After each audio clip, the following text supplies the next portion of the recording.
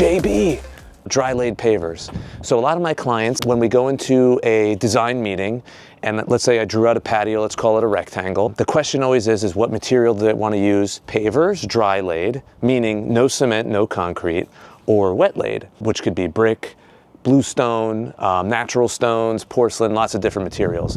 And that is laid with concrete. So you would pour a cement foundation and then mortar it in, much like a bathroom backsplash or kitchen floor, with mortar mix and stuff.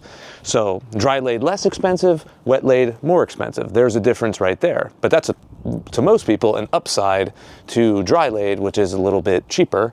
However, you're gonna get shifting. An older installation, it's been there for who knows how long, 15, 20 years, and a lot of shifting, a lot of movement over time, and that's the problem. This is an extreme example, of course. You can repair it, and then you can rehab it, get it back to looking pretty fresh and new. You bring the guys in, you could do it yourself, depending how big the fix is. You're gonna remove the material.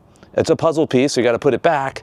You gotta rehab that base, put that material back in place, and then you've got a somewhat relatively fixed, newish surface. Pavers, dry laid construction, I don't care if it's brick, natural stone, big pieces of bluestone, not held in cement, not held in concrete, with a nice slab underneath, which is the wet laid category, it is going to shift over enough time.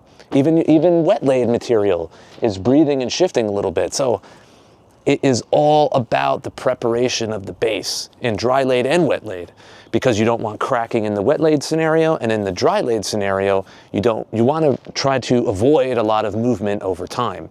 So you're going to, in both situations, you're going to excavate the area, get in your clean stone. I like a nice big thick clean stone base. I wouldn't go less than 5 or 6 inches on a dry laid scenario. If you're doing a driveway where you're gonna have vehicular traffic and whatnot, you're gonna want to even go 10, 12 inches, maybe even more. It depends on the scenario. And compaction is key. You bring in vibratory plate compactors, and then they're gonna freaking get all the air, get the moisture out, get that thing solid, man. And then you could put your setting course, your pavers. We'll do more videos on dry laid and wet laid construction and show you the methods on how to install it and the different types. Then we'll do design and colors. We'll do all that. Homescapes, JB. Give me a like, a subscribe. Let's do this together. We're gonna come, a lot of information, a lot of videos, a lot of fun. And that's it, man. Let's do it.